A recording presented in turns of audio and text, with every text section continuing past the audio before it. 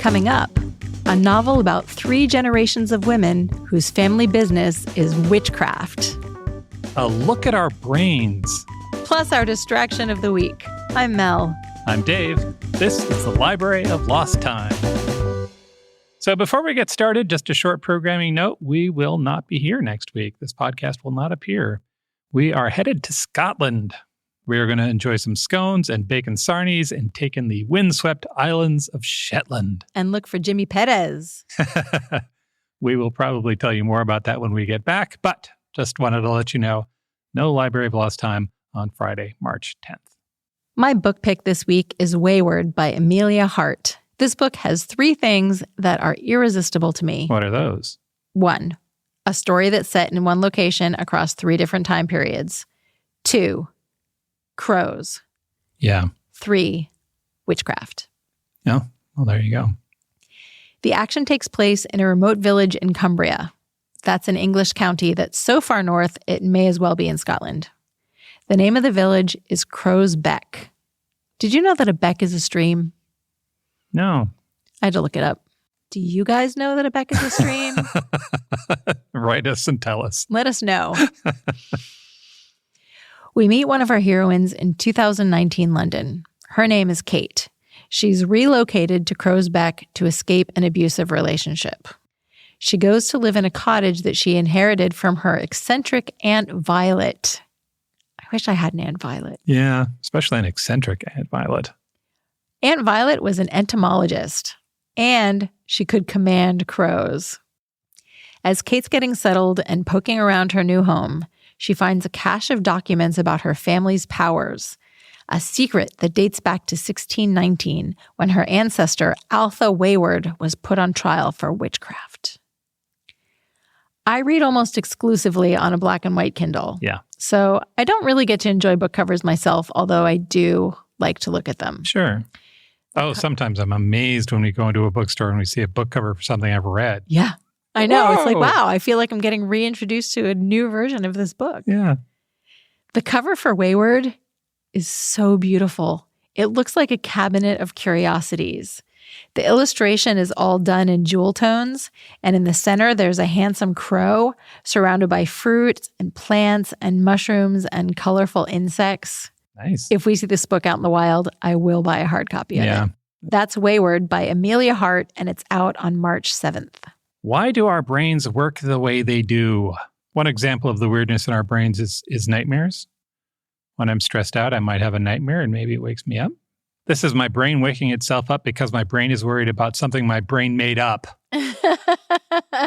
True. What is that?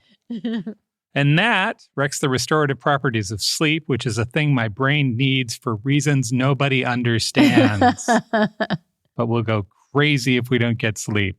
How long are we supposed to endure this tyranny? If you're curious about the sometimes traitor, sometimes invaluable collaborator in your head, let me recommend a new book. It's called Psych, The Story of the Human Mind by Paul Bloom. Paul Bloom is a professor of psychology at the University of Toronto and a professor emeritus at Yale.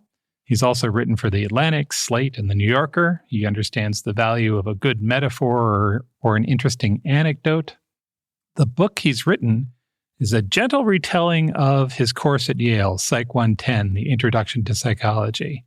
He will take you through how we have conscious experience and the value of emotions, and then he takes that info and brings it into the relevant now. Why do people believe conspiracy theories? Why does prejudice seem to be on the rise?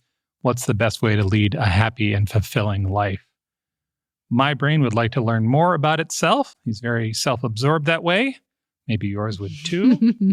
This book just came out this week. It's Psych, The Story of the Human Mind by Paul Bloom. And now our distraction of the week. 3 strangers have decoded a stack of secret letters that have stumped scholars since the 16th century. What? Yeah, it sounds like the plot of a Neil Stephenson novel. It does. But it really happened. A French computer scientist, a Japanese physicist, and a German opera professor, It's like it's a small world. met through the internet. The computer scientist, his name is George Lazary, had found a stack of coded letters in the National Library of France. The letters were from the 16th century. Lasry was just curious. He wanted some help, so he recruited the other two. The code was based on symbols, so it wasn't even clear what language they were dealing with. Mm-hmm. There were 191 distinct symbols, so it wasn't a simple substitution code. Oh. The team transcribed everything into a digital-friendly format, and they fed that to a computer, and then they started trying different languages. The letters had been found in a pile of Italian correspondence, so they tried Italian. Nope. Latin? Nope. French? When they tried French, the computer gave them some possible words. Fille, the French word for son, and ma liberté, my freedom. Mm-hmm. As always, my French accent est parfait. So they start guessing they've got letters from a mother who was being held somewhere sometime in the 16th century. And each word they unlock gets them a little bit further. And then they decoded the word Walsingham. Walsingham. Francis Walsingham was the spy master for Queen Elizabeth I. And they're like, well, that's curious. What captive mother would be talking about Queen Elizabeth in the 16th century? And then they thought, well, her cousin, Mary Stuart, who we all know better as Mary, Queen of Scots, Sure. would fit that bill. She was in prison. She was a mother. She would have been sending coded letters about overthrowing Elizabeth. Mary was second in succession to the English throne at the time. And Walsingham was spying on her.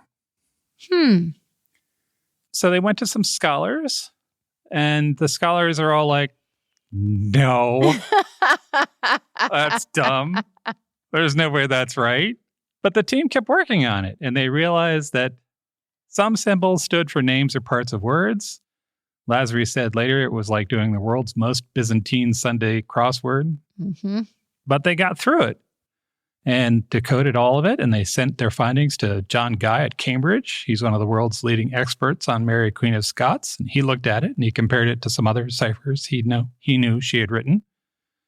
And he said, this is one of the most important new findings on Mary Stuart in over 100 years. Whoa. Yeah.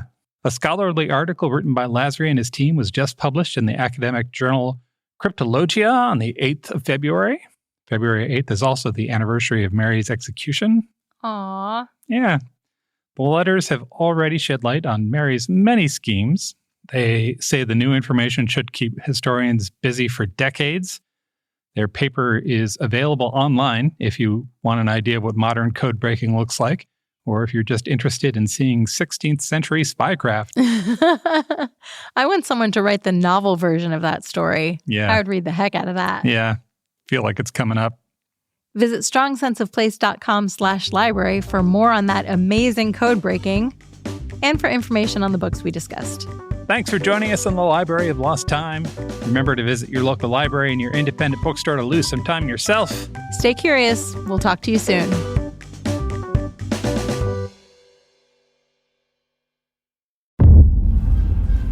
Welcome to Gotham, Jimmy. It's not as bad as it looks. DC and Realm present Our vigilante, or Batman as he's called, possesses extraordinary physical skill. DC High Volume Batman. Fear. I have to make them afraid. I shall become a bat.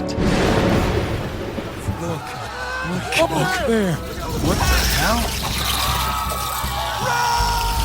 The Dark Knight's definitive DC Comics stories. He's got a motorcycle. Get after him or I'll have you shot. Take him down.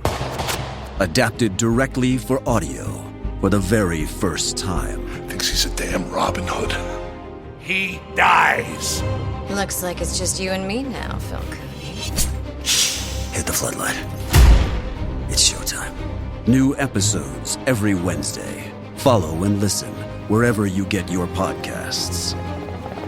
Batman hasn't attacked anybody. What do you mean, blow up the building?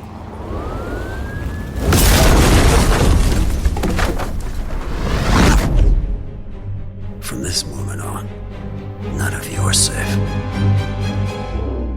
DC High Volume Batman.